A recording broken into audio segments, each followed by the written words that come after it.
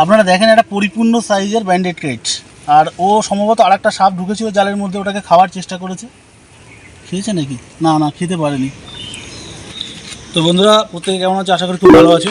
আর আপনাদের সামনে উপস্থিত হচ্ছি নতুন একটি রেস্কিউর ভিডিও নিয়ে। তো সকাল থেকে একটি যাকে বলে ব্যান্ডেড ক্রেট শাঁখামুটি সাপ জালে জড়িয়ে আছে। প্রচণ্ড রোদ, মানে রোদ উত্তাপ, এবং আমার ফোন করে যত তাড়াতাড়ি সম্ভব আমরা এসেছি, উপস্থিত হয়েছি, এখন ওকে রেস্কিউ করবো। তো দেখা যাক কী আছে না আছে, কীভাবে আছে। যেহেতু প্রচণ্ড টেম্পারেচার, রোদ, আর সাপটা ওই পাশে একটা খাল মতো আছে, খালের জঙ্গলে জালের মধ্যে জড়িয়ে আছে, যে কারণে এখান থেকে ওকে রেস্কিউ করতে হবে। জাল থেকে না ছাড়লে মারা যাবে। তো যে কারণে আসা, তো এখন ওকে রেস্কিউ করবো। তো সঙ্গে থাকেন, দেখতে থাকেন।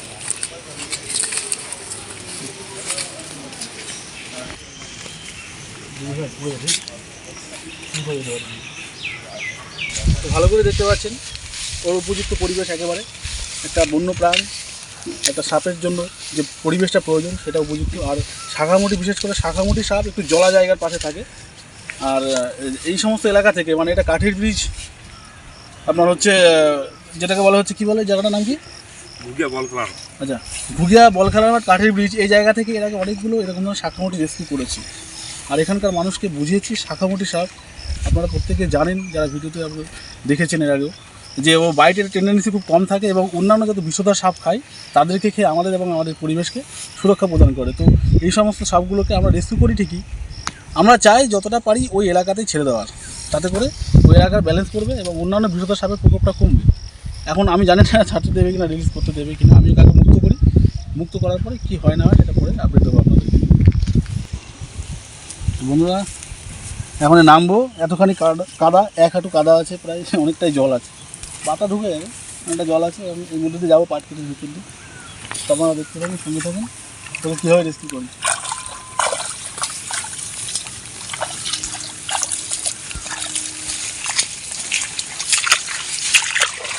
এটা হচ্ছে পাট কেট, কিন্তু পাট কেটের পাশে একটা পুকুর মতো আছে, ডোবার মতো। আর এটা অ্যাকচুয়ালি বুড়িগঙ্গা সংলগ্ন এলাকা। জায়গাটা হচ্ছে গণেশ জননী। জায়গাটা গণেশ জননী বুড়িগঙ্গা সংলগ্ন এলাকা। এর পাশে একটা খাল বেরিয়ে গেছে, খালের পাশে। এখন ওখানে গেলেই বুঝতে পারবো ও কী অবস্থায় আছে না আছে। সামনে জাল আছে। হ্যাঁ হ্যাঁ, জাল আছে।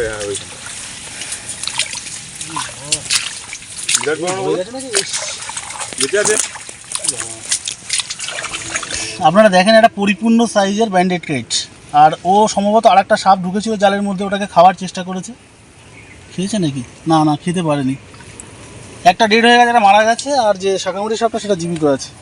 আর এটা একটা পরিপূর্ণ বয়স্ক একটা ব্যান্ডেড ক্রেট, হ্যাঁ, অনেকটাই বড় একটা ব্যান্ডেড ক্রেট। মিনিমাম থেকে ম্যাক্সিমাম একটা ব্যান্ডেড ক্রেটের লেন্থ যেটা হয় সেটা প্রায় 6 ফুটের কাছাকাছি হয়ে যায়। তো আপনারা দেখতে পাচ্ছেন, এই যদি তুলে একে তোলা হয়, একটা প্রাপ্তবয়স্ক, একটা অ্যাডাল্ট, একটা যে শাঁখামুটি সাপ যে সাইজের হয় না, সেই সাইজটা এটা। এই যে, আর যেটা মরে পড়ে আছে আপনারা দেখতে পাচ্ছেন, ওটা একটা, হ্যাঁ, ওটা জলধরা সাপ। জলধরা তো নাকি? হ্যাঁ, জলধরা। ওটা একটা জলধরা সাপ, যাকে চ্যাকাইট কিলব্যাক স্নেক বলে। ওটা মরে পড়ে আছে এর ভেতরে। ওটাকে হয়তো কামড় দিয়ে বাইট করেছে, যেহেতু এর ভেনাম আছে আর অন্যান্য সাপকে খায়। খুব সম্ভবত এই শাঁখামুটি সাপটা ওই যে চ্যাকাইট কিলব্যাক যে সাপটা আছে জলধরা, ওটাকে বাইট করেছে, তাতে মারা গেছে। এবং ও খেতে পারেনি, কারণ হচ্ছে অল্প একটু জায়গার মধ্যে ভয়ের মধ্যে ছিল হয়তো, যে কারণে নাহলে খেয়ে ফেলতো। তো শাঁখামুটি সাপ এটা পূর্ণবয়স্ক। আর শাঁখামুটি সাপের ব্যাপারটা যেটা হয় আপনারা জানেন, ওর যে বডিটা ট্রায়াঙ্গেল টাইপ হয়, হ্যাঁ, আর হলুদের মধ্যে কালো কালো ব্যান্ড থাকে, হলুদ কালোর মধ্যে হয়। আর বডি প্যাটার্নটা পুরোপুরি ট্রায়াঙ্গেল টাইপ হয়। আর এর যে ভেনামটা আছে সেটা হচ্ছে নিউরোটক্সিন, মারাত্মক বিষধর। কিন্তু বাইটের টেন্ডেন্সি যেহেতু কম, তাই এখনও পর্যন্ত এই সাপের যে অ্যান্টিভেনম সেটা তৈরি করা হয়নি। তো অযথা এই সাপটা থেকে ভয় পাবেন না এবং ক্যাজুয়ালিও নেবেন না এবং ফ্রি হ্যান্ডেলিং করবেন না কেউ, ঠিক আছে? যারা যারা দেখছেন ভিডিও, তারা এই সাপটিকে ক্যাজুয়াল নেবেন না। বাইটের টেন্ডেন্সি কম বলে এই নয় যে বাইট করবে না, হ্যাঁ, প্রত্যেকটা জিনিসেরই একটা পয়েন্ট থাকে, সেই পয়েন্ট পর্যন্ত ঠিকঠাক থাকে। এবার যদি আপনি গায়ের উপরে পাড়া দিয়ে দাঁড়িয়ে থাকেন তাহলে তো বাইট করে দিতে পারে। তো এই বিষয়গুলো মাথায় রাখবেন। আর শুধু অযথা মাইগ্রেট করবেন না, যেহেতু এগুলো অন্যান্য সাপ খেয়ে আপনার এবং পরিবেশকে সুরক্ষা প্রদান করে, ওই জন্য এলাকায় রেখে দেওয়ার চেষ্টা করবেন, ঠিক আছে? তো এখন ওকে এভাবে এখন রেস্কিউ করবো আর ব্যাগিং করে নিয়ে যাবো, কেননা জায়গাটা জলা জায়গা, যে কোনো মুহূর্তে হাত স্লিপ করে পালিয়ে যেতে পারে। ল্যাসটা ধরতে হবে, যদি ল্যাসটা ধরে ফেলি, ঠিক আছে, তাহলে আমি ওখানে নিয়ে চলে যাচ্ছি।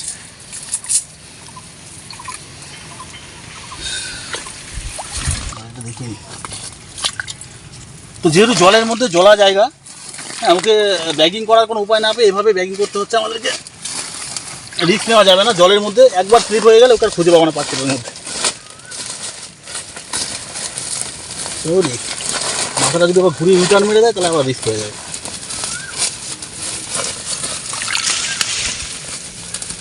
কিছু করার নেই, একটু রিস্কি, কিন্তু কিছু করার নেই, এভাবে রিস্কি করতে হবে।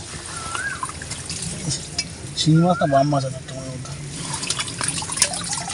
ও লাটা, চ মাথাতে গুটাচ্ছে, মাথা উল্টে দেখে নিয়ে যাচ্ছে। আস্তে আস্তে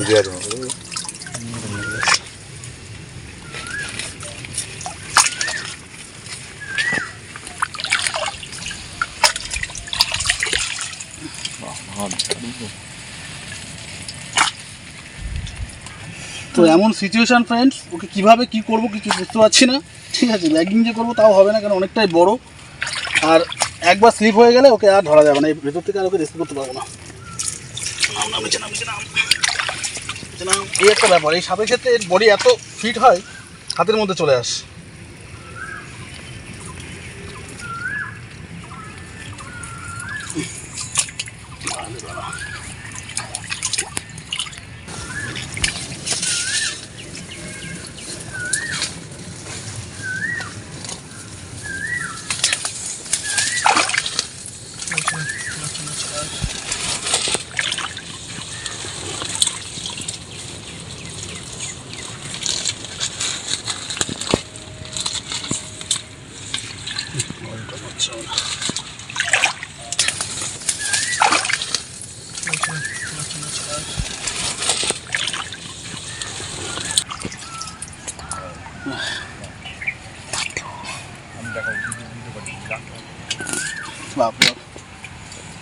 তো দেখতে পাচ্ছেন প্রায় 5.5 থেকে 6 ফুটের কাছাকাছি এখন প্রাপ্তবয়স্ক অ্যাডাল্ট, পরিপূর্ণ বয়স্ক একটা ব্যান্ডেড কেট। আর এভাবে ছাড়া উপায়ও নেই। বাপরে কতখানি প্রেশার দিচ্ছে, ওটা গুটিয়ে ফেললো, এটা ওর কেসের সঙ্গে গোটালো, এতক্ষণ তো ঠিকঠাকই ছিল। দাঁড়া দাঁড়া দাঁড়া,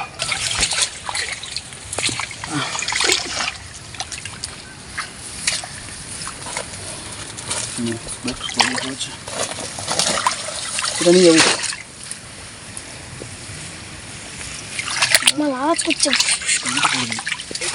হ্যাঁ জলে জলা জায়গা আছে।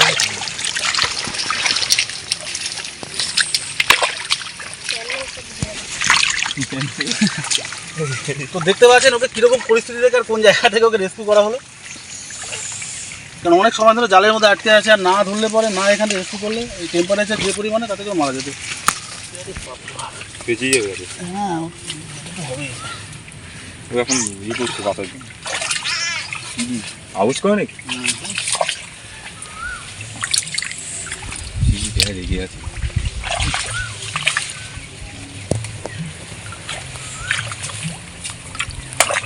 পাট থেকে জড়াচ্ছে বারবার, পাটকে তুমি চেপে দিই। হ্যাঁ ভাই নিয়ে আসতে হবে।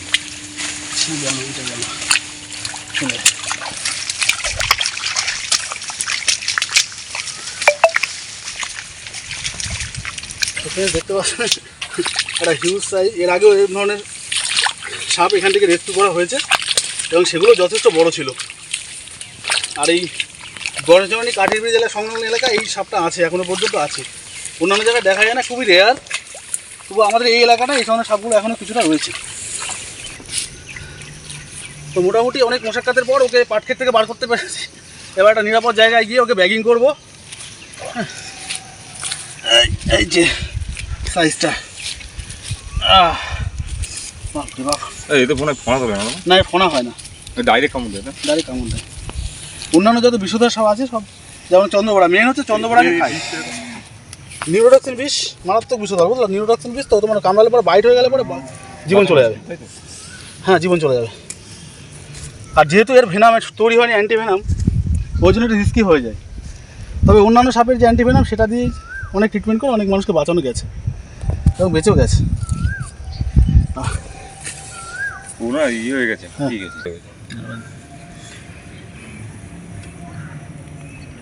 আপনারা দেখতে পেলেন কতখানি পরিশ্রম এবং কতখানি মশাকাতের পরে রেস্কিউ করলাম। আর এইভাবে আমরা করে যাচ্ছি আপনাদের জন্য, আপনাদেরকে আনন্দ দেওয়ার জন্য। তো আবারও বলবো, আমাদের কাজ এবং আমাদের ভিডিও যদি ভালো লাগে অবশ্যই আমাদের যে চ্যানেল আছে ওয়াইল্ড লাইফ সেভার রাজা, সেই চ্যানেলে গিয়ে ভিডিওগুলো দেখবেন, বন্ধুদের সঙ্গে শেয়ার সাবস্ক্রাইব করে সঙ্গে থাকবেন। আর অনেকে আছেন যারা আমাদের ভিডিও দেখছেন কিন্তু সাবস্ক্রাইব করছেন না, তারা অবশ্যই আমাদের চ্যানেলটিকে সাবস্ক্রাইব করে দেবেন এই ধরনের ভিডিওগুলো পেতে। এদের কি মাছই খায়? হ্যাঁ, মাছ খায় এবং অন্যান্য সাপ। আমি দেখেছি বেশিরভাগ জলেই, বুঝলি? তো বারবার করে সাবস্ক্রাইব কেন করতে বলছি, কারণ আপনারা সাবস্ক্রাইব করলে আপনারা আমাদের ভিডিও দেখলে আমরা মোটিভেট হব এবং এই ধরনের যে নিরীহ প্রাণীগুলো আছে যারা নির্বিচারে মারা যাচ্ছে তাদেরকে বাঁচাতে সচেষ্ট হব, এবং তাহলে আমরা আমাদের পরিবেশে ব্যালেন্স করতে পারবো এবং পরবর্তী প্রজন্ম যারা আসবে তারা এই পৃথিবীতে খুব সুন্দরভাবে বসবাস করতে পারবে। আর প্রত্যেকে একটা করে বাড়িতে গাছ লাগাবেন, যেহেতু অক্সিজেনের প্রচুর পরিমাণে ঘাটতি হচ্ছে। হ্যাঁ, গাছ কাটার আগে একটা করে গাছ অন্তত লাগাবেন প্রত্যেকের বাড়িতে, যেহেতু প্রচুর পরিমাণে বিশ্ব উষ্ণায়ন হচ্ছে, পরিবেশের টেম্পারেচার বেড়ে যাচ্ছে, সেটা থেকে মুক্তির একমাত্র উপায় হচ্ছে গাছ লাগানো। তো বিষয়গুলো মাথায় রাখবেন।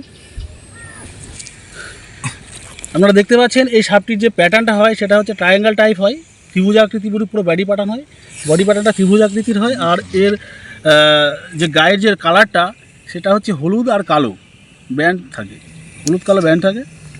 এর নাম হচ্ছে শাখামতি, ইংরেজিটাকে ব্যান্ডেড কেট বলে। আর এর বিজ্ঞানসম্মত নাম হচ্ছে, এই যে রেগে গেছে, এখন গলাটা হালকা ফ্ল্যাট করে নিয়েছে, বাইট করে না কিন্তু একটু ফ্ল্যাট করে নিয়েছে, রেগে গেছে। যাই হোক, বোঝা যাচ্ছে ওর স্বভাবটা দেখে। আর এই সাপটা যে বিষ আছে সেটা নিউরোটক্সিন বিষ আছে, এটা বাইট করলে পরে সরাসরি গভর্নমেন্ট হসপিটালে চলে যাবেন। কখনো ওজাগুনি বডি কভারেজ করবে না, যে কোনো সাল বাইট করুক তাতে কিন্তু আপনার জীবনটা যাবে। প্রত্যেকটা গভর্নমেন্ট হসপিটালে প্রত্যেকটা সাপেরই অ্যান্টিভেনাম আছে। যদি আপনি 90 মিনিটের মধ্যে হসপিটালাইজ হন এবং অ্যান্টিভেনামটা নিয়ে নেন, আপনি অবশ্যই সুস্থ হয়ে যাবেন, অযথা ভয় পাবেন না। আর বিশেষ করে এই সাপটির অ্যান্টিভেনাম তৈরি হয়নি, বাইটের টেন্ডেন্সি খুব কম, তারপরেও আপনি হসপিটালে গেলে আপনার জীবনটা বেঁচে যাবে, অসুবিধার কিছু নেই, অযথা ভয় পাবেন না। আর এর যে বিজ্ঞানসম্মত নাম আছে, এর বিজ্ঞানসম্মত নাম হচ্ছে বাংলাস ফ্যাসিয়েটাস, ঠিক আছে, রেপটাইল গোষ্ঠীর একটি সাপ। তো প্রত্যেকে বলবো আবারও, আমাদের ভিডিও এবং কাজ ভালো লাগলে অবশ্যই আমাদের সঙ্গে থাকবেন, পাশে থাকবেন, আমাদেরকে মোটিভেট করবেন।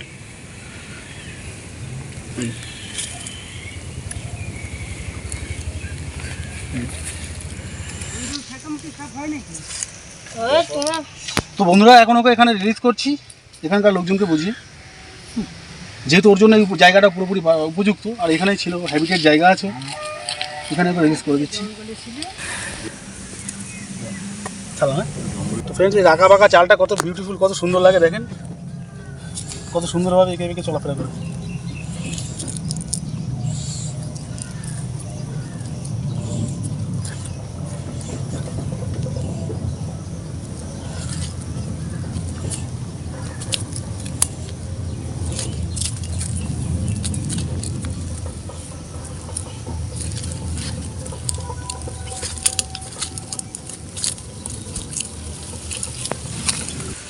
তো বন্ধুরা, এভাবে আপনারা আমাদেরকে সাপোর্ট এবং সহযোগিতা করবেন, আর আমাদের পাশে থাকবেন এবং আমাদের ভিডিওগুলো দেখবেন, শেয়ার সাবস্ক্রাইব করবেন, তাহলে আমরা এই ধরনের নিরীহ প্রাণীগুলো বাঁচাতে সচেষ্ট হব। তো এইভাবেই আপনারা সাপোর্ট এবং সহযোগিতা করে যান, আমরা আছি এদেরকে বাঁচাতে, এবং আপনারা সচেষ্ট হন। আর প্রত্যেকটা বাড়িতে অন্তত একটা গাছ লাগান, যেহেতু বিশ্ব উষ্ণায়ন হচ্ছে, প্রচুর পরিমাণে অক্সিজেনের ঘাটতি পড়ছে, প্রত্যেকটা বাড়িতে একটা করে গাছ লাগাবেন, এটুকুই। তো প্রত্যেকে ভালো থাকবেন, সুস্থ থাকবেন, সবল থাকবেন। ততক্ষণের জন্য বিদায় নিচ্ছি। জয় হিন্দ, জয় ভারত, বন্দে মাতরম।